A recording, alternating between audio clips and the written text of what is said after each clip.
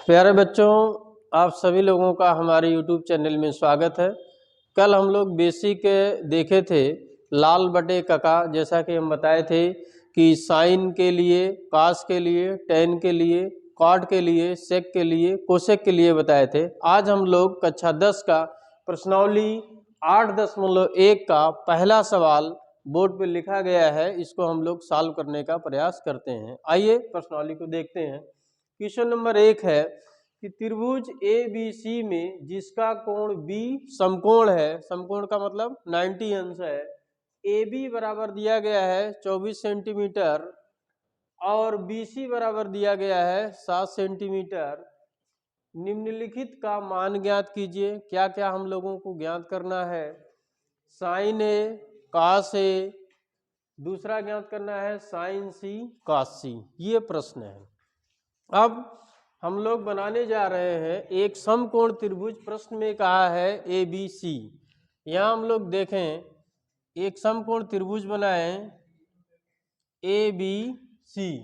कह रहा है कि बी समकोण है, तो यहाँ पे हम लोग बी लिखेंगे और यहाँ लिखेंगे ए, यहाँ लिखेंगे सी। ये समकोण, समकोण का मतलब क्या होता है? 90 अंश। प्रश्न में दिया गया है ए बी बराबर कितना है? 24 सेंटीमीटर। ए बी यहाँ है, इसको हम लोग लिखेंगे 24 सेंटीमीटर। और प्रश्न में दिया गया है बी सी 7 सेंटीमीटर है, तो बी सी यहाँ पे है, ये दिया गया है 7 सेंटीमीटर। अब सबसे पहले हम लोग त्रिभुज ए बी सी में पाइथागोरस प्रमेय लगा करके ए सी निकाल लेंगे। तो यहाँ लिखेंगे कि त्रिभुज ए बी सी में पाइथागोरस प्रमेय से, पाइथागोरस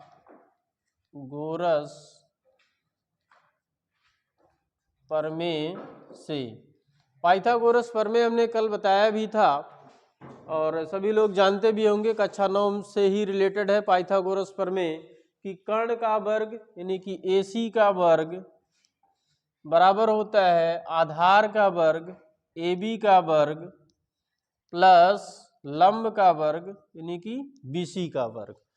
अब यहाँ से हम लोग देखेंगे कि AC का वर्ग बराबर AB का वैल्यू है 24, यहाँ लिखेंगे 24 का वर्ग प्लस BC 7 दिया गया है, तो 7 का वर्ग करेंगे, या तो यहाँ पे होल स्क्वायर भी ऐसे लिख सकते हैं, इस टाइप से, बात वही है। तो इसका जब वर्ग करेंगे तो हो जाएगा AC का वर्ग, 24 का जब वर्ग करेंगे तो हो जाएगा 576 और प्लस 7 का वर्ग करेंगे हो जाएगा 49।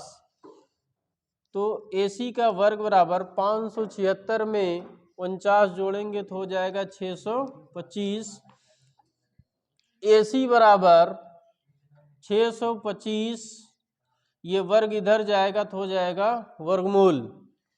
तो AC बराबर 625 का जब हम लोग वर्गमूल निकालेंगे तो कितना आ जाएगा? 25 सेंटीमीटर। यानी कि कर्ण कितना आ गया? 25 सेंटीमीटर। कर्ण आ गया 25 सेंटीमीटर। कल हम फार्मूला बताए थे कि LAL बटे KKA, इसके बारे में कल हम विस्तृत बताए थे।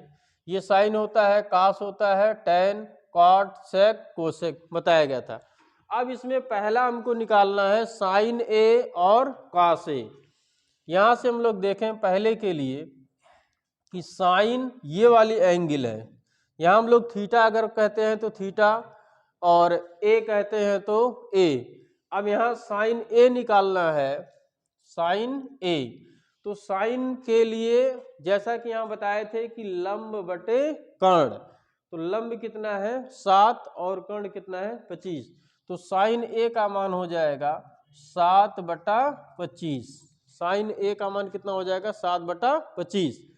ऐसे दूसरा निकालना है कास ए। तो कास ए, कास के लिए हम बताए थे आधार बटे कर्ण, तो आधार इसमें कितना है 24 और कर्ण कितना है 25, तो कास ए का मान हो जाएगा 24/25। अब यहाँ पे जो दूसरा निकालना है दूसरा यहाँ पे साइन सी और कास सी निकालना। तो एक चीज इसमें ध्यान देना है कि जो थीटा होता है, थीटा के सामने की भुजा लंब होती है। जैसे यहाँ पे ये कोण निकालना सी वाला, तो थीटा के सामने की भुजा क्या है, ए बी, तो सी के लिए ये हो जाएगा लंब, ये लंब हो जाएगा, और ये हो जाएगा आधार, आधार, और कर्ण हमारा वैसे ही रहेगा, कर्ण वैसे ही रहेगा। अब इसको अगर हम लोग देखें दूसरे के लिए हम लोग देखें इधर, तो निकालना हमको साइन सी, साइन सी। तो साइन के लिए वही है लंब बटे कर्ण, साइन के लिए लंब बटे कर्ण। तो लंब यहाँ पे हो जाएगा 24 और कर्ण वही है 25। तो साइन सी के लिए मान हो जाएगा यानी कि 24/25। और इसी तरीके से निकालना है कास सी। अब सी के लिए हम बात कर रहे हैं तो लंब यही होगा। कास के लिए जानते हैं कि आधार बटा कर्ण, और आधार इसमें क्या हो जाएगा 7, और कर्ण कितना हो जाएगा 25। तो कास सी के लिए हो जाएगा आधार बटा कर्ण, आधार कितना है 7 और कर्ण कितना है 25, यानी कि हो जाएगा 7/25। तो इस प्रकार से हम लोग देखें प्रश्नावली 8 दशमलव का पहला सवाल।